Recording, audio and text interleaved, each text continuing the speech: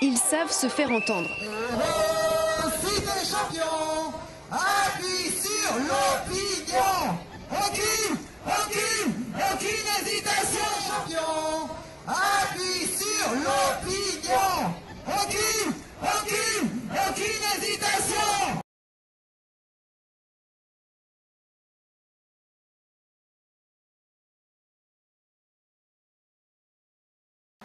Voici l'un des 300 établissements du Crédit Immobilier de France, une institution créée en 1908, aujourd'hui au bord de la faillite.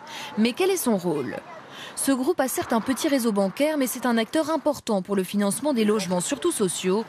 Il prête de l'argent à des ménages modestes et gère ainsi 33 milliards d'euros de crédit. Comment le Crédit Immobilier de France s'est-il retrouvé au bord de la faillite ? Déjà confronté à des difficultés financières, nouveau coup dur mardi dernier, l'agence de notation Moody's dégrade la note du prêteur. Comme le marché immobilier devient difficile, comme le chômage se développe, comme les ressources des ménages sont difficiles, un certain nombre de mauvais risques ont été accumulés et du coup ça s'est traduit par une baisse des notes accordées par Moody's.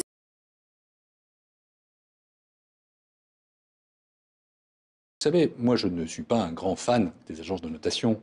Elles ont des critères qui sont des critères contestables. Et puis comme ça, se trouver sans arrêt toisé par ce type d'institution qui agit quand elle veut. Un vendredi 13, comme ça, c'est pas parce que c'est un vendredi 13, mais il y a eu des discussions sur le timing de cette dégradation. Et donc je ne les supporte pas.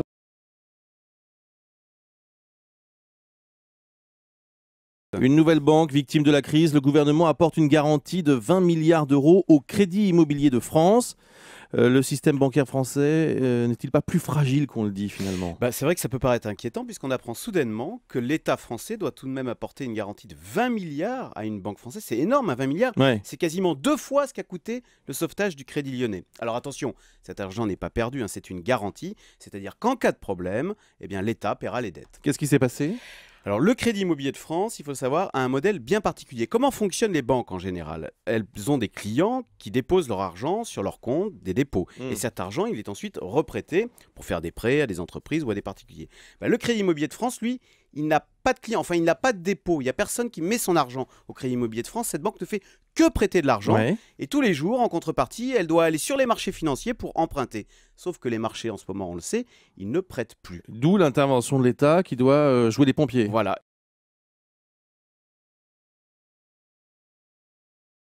Néanmoins, tout ça n'est pas impuni. Il y a des conséquences pour le Crédit Immobilier de France. Cette banque va quand même être liquidée suite à ce sauvetage. Son patron a été limogé et Bercy a exigé qu'il renonce à toute indemnité de départ.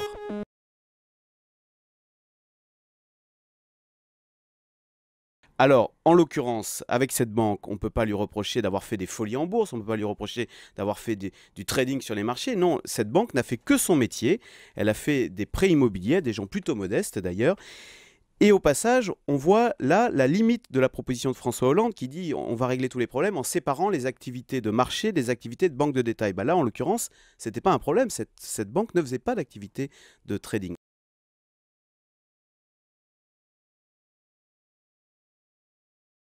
Vous savez qu'elles sont au pouvoir sur toute l'avalanche de plans sociaux qu'il y a eu, que ce soit chez Air France, chez Doux, chez Euralib, enfin chez Fralib, etc.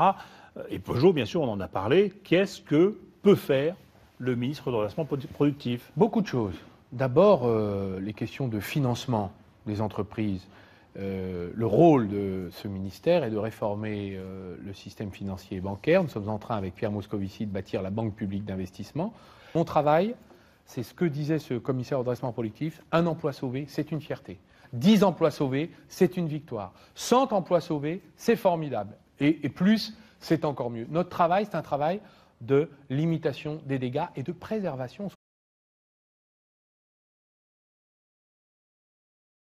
Beaucoup de salariés qui sont concernés par cette crise, par ces emplois, vous regardent.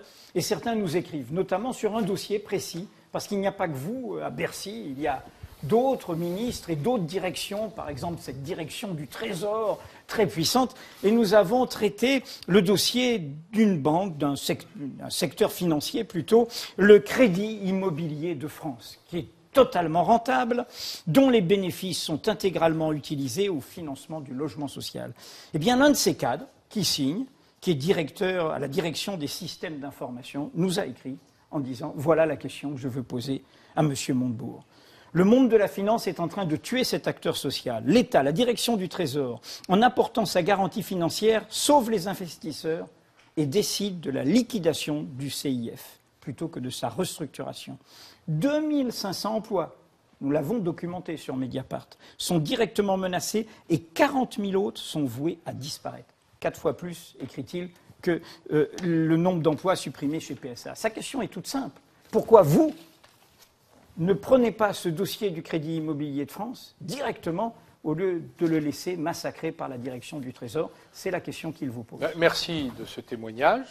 Que je peux vous remettre avec la signature. Vous me donnerez même le nom de cette personne que je vais. Il est là, comme ça, c'est transmis. Il y a ses coordonnées. Je ne suis malheureusement pas chargé des banques, ni des assurances. Malheureusement, vous avez dit. Oui, malheureusement.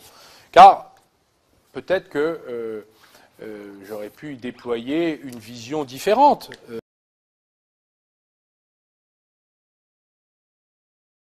Mais selon cet économiste, c'est aussi et surtout une nouvelle inquiétante pour un autre domaine. Nous avons un énorme problème de logement social en France. C'est la raison d'ailleurs pour laquelle on a augmenté le plafond du livret A. Ici, nous sommes avec des dispositifs existants qui sont en train de s'effondrer. Un sauvetage qui intervient alors que le gouvernement doit présenter mercredi un projet de loi pour doper le logement social. C'était une promesse de campagne, c'est désormais un projet de loi. Ce matin, en Conseil des ministres, Cécile Duflot a présenté un texte de mobilisation générale pour la construction de logements. Objectif, construire 500 000 logements par an, dont 150 000 sociaux.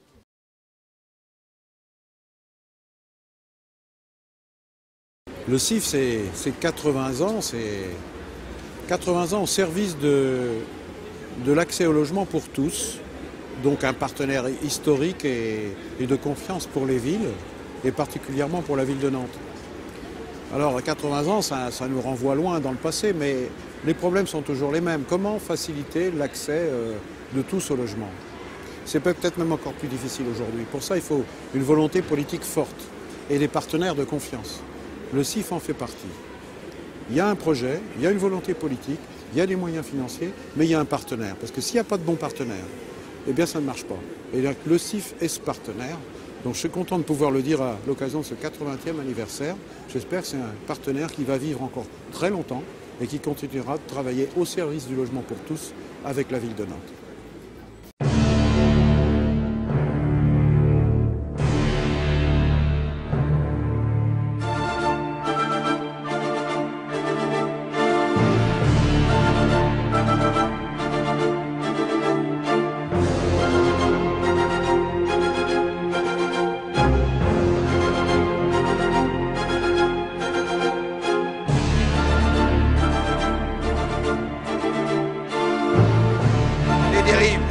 De ce système où les agences de notation sont devenues toutes puissantes. Vous savez, moi je ne suis pas un grand fan des agences de notation. Qu'est-ce que peut faire le ministre de redressement productif? Beaucoup de choses. Mon travail, c'est ce que disait ce commissaire de redressement productif, un emploi sauvé, c'est une fierté. 10 emplois sauvés, c'est une victoire. 100 emplois sauvés, c'est formidable. Et plus, c'est encore mieux. Notre travail, c'est un travail de limitation des dégâts et de préservation. Je ne suis malheureusement pas chargé des banques, ni des assurances. Malheureusement, vous avez dit. Oui, malheureusement. Car peut-être que j'aurais pu déployer une vision différente. La banque n'a fait que son métier. Elle a fait des prêts immobiliers à des gens plutôt modestes. Et donc le CIF est ce partenaire. Donc je suis content de pouvoir le dire à l'occasion de ce 80e anniversaire. J'espère que c'est un partenaire qui va vivre encore très longtemps et qui continuera de travailler au service du logement pour tous. Totalement rentable, dont les bénéfices sont intégralement utilisés au financement du logement social. Massacré par la direction du Trésor, sauve les investisseurs et décide de la liquidation du CIF plutôt que de sa restructuration. Ici, nous sommes avec des dispositifs existants qui sont en train de s'effondrer. Les dérives de ce système où les agences de notation sont devenues toutes puissantes.